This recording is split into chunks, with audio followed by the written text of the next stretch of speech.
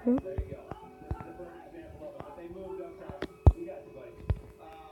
Several thousand in the rain came up here. Very motivated to get up here. Now we're outside Trump Tower. We're at 54th and 5th Avenue, not too far away from our headquarters. And this has just been an explosion of anger at the election of Donald Trump. Something that you've probably been seeing on social media all day long. Something you've been seeing with people all around you, especially in major cities. New York is no stranger to protest. We've always known that. We can show you a couple of shots from a helicopter from above to show you the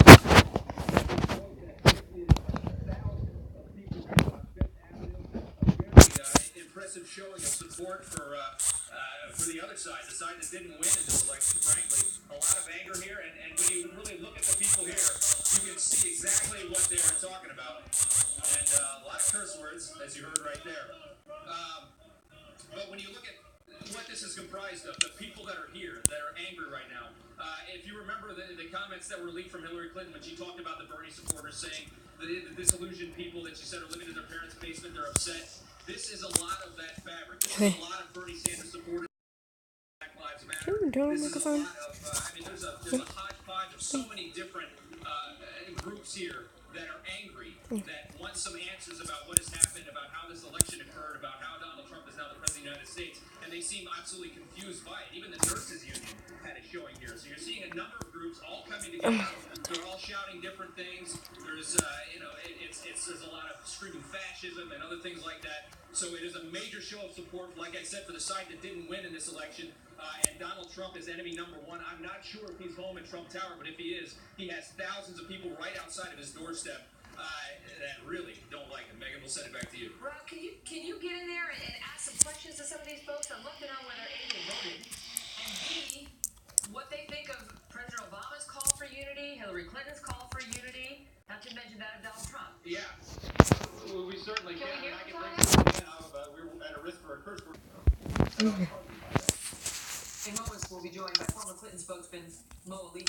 We begin tonight with Bill Bennett, who served as Secretary of Education under President Reagan and is the chairman of Conservative Leaders for Education. Bill, good to see you. So now, as we watch these protests in the streets of 7 major cities tonight, and it doesn't seem like the Democrats, I'm assuming they're Democrats, are really listening to their sitting president's call for unity, to Hillary Clinton's call for unity.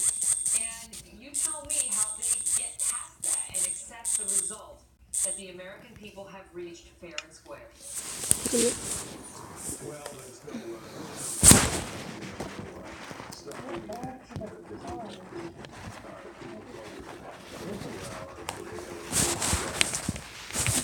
exercising their free speech rights, but what exactly are they protesting? Constitutional republic's way of engaging in democracy? I mean, the chant seems to amount to F Donald Trump. So that when asked to explain further, the one gentleman we spoke with declined based on the fact that it was Fox News channel. Yeah, Fox News guy, yes. But so it's a tantrum. It's our guy lost, or our gal lost, so we're going to protest. But, this the way democracy works. One side loses, one side wins. Now, it's a bit of a charade to talk about let's have peace and unity. It's appreciated. I appreciated what Hillary Clinton said, what the president said, and what the president-elect said.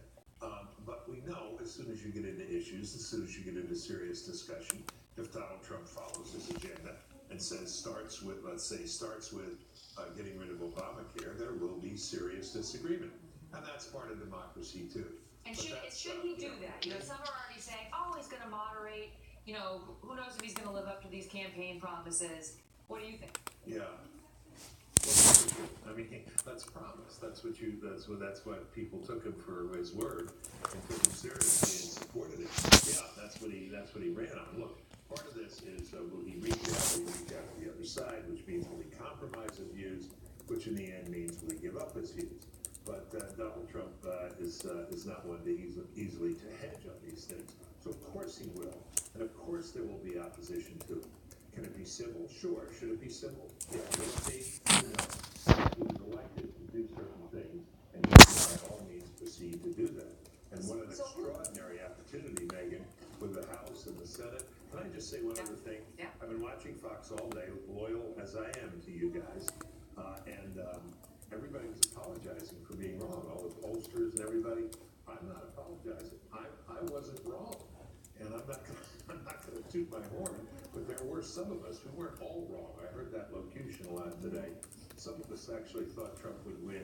Everybody had good reason to win. And on top of that, Bill, I mean, you're of the mind that it's good to reach out. It's good to shoot for unity, but that the other, it's the Trump detractors who need to go to him to try to reach that unity. You know, many people have said he, as the man in power, needs to sort of roll out the carpet and say, you are welcome and you will be well received. There's a difference between engaging with goodwill on issues which you disagree and engaging to such a degree that you neuter yourself and you neuter your own views. He should do the former, but not the latter. He can step forward and say, I was very open about the issues. I think we should get rid of all these executive orders, and I plan to do that with an executive order the first day. And he can do that in a civil way. That doesn't mean it will be greeted with hallelujahs. But, you know, there's a difference, again, between operating with goodwill and in disagreement and acting in a disagreeable way. I think he will not be disagreeable if he can help it. But it's going to be hard for him not to help us because he's going to get attacked. Big time. I watched CNN for 5 minutes today, only 5 minutes, Megan, I promise. And they said, well, Donald Trump promised unity today and to reach out, but he wasn't always so unified during the campaign. Well, you know, and then they played all these quotes. Yeah, well, it's like Trump said, this is a nasty business, politics, which he's new to. Played very well. Bill, I gotta go. Great to see you. Okay. Big boisterous country, we're going to survive it. Thank you. Nice job, by the way. You get any sleep yet? Thank you. Not yet, but it's looking good for tonight. All right, try mypillow.com. I got like 8 of them, thanks to my fellow people. It is Also with us tonight, really, Mo Malifi. He served as traveling press secretary at Hillary Clinton's it's 2008 really campaign, glitchy founding executive director of Georgetown right now. Institute of Politics and Public Service. Mo, good to see you. So when you see folks taking to the street tonight, I mean, especially in light of what we heard today, which is, in essence, that It is, she lost because the Democrats yeah, didn't show up. because I'm Trump got his vote watching. out, and he did her vaunted ground game. You know what you talked about a lot. They did not show up for her, and yet now they're out there. Yeah, look, I'm the first to admit, listening to what Bill just said, I'm the first to admit, I always thought Donald Trump could win. I did not think he would win. I am one of those people who's sort of eating crow today. And I totally agree with be successful. And as a part of the loyal opposition, that doesn't mean we don't hold him accountable and try to nudge him out of the way. But we want that's our end of the bargain.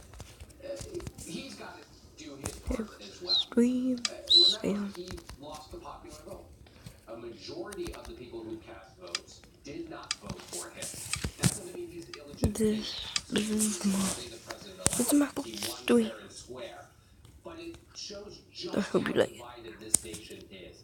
And one of the reasons Could only have one person here.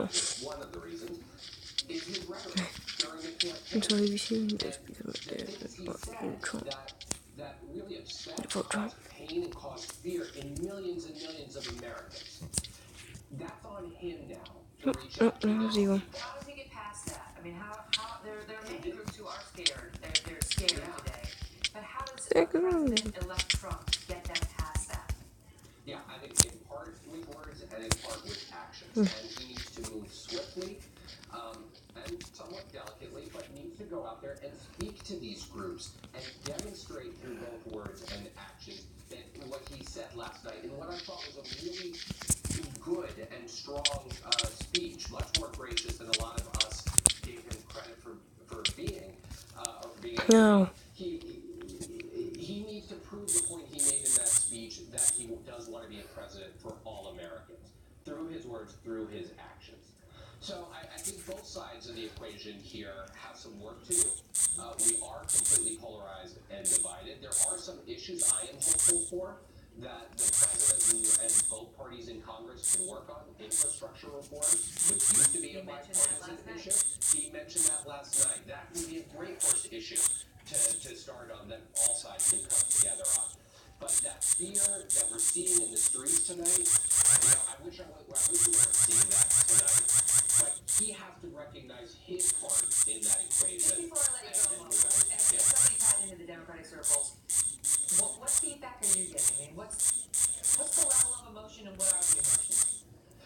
don't think I've ever seen the kind of emotion that I'm seeing after this election. There's a lot of sadness, and there is a lot of fear. There are a lot of people in the Democratic family who are truly worried about the future right now because of some of the divisiveness that came out of this campaign. You know, the number of tears that I witnessed today, it's just not unlike anything I've ever seen.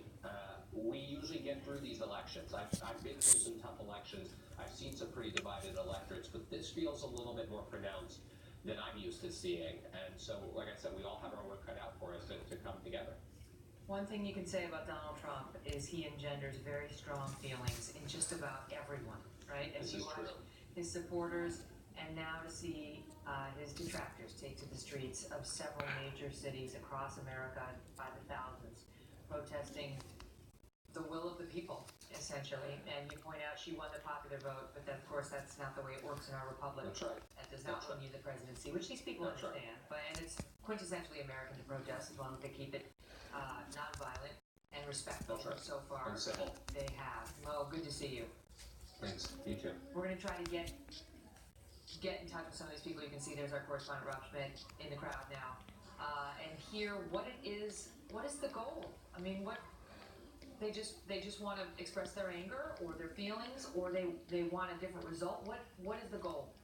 We'll try to figure that out as we watch these marches on the streets of New York, Chicago, Philly, and elsewhere tonight.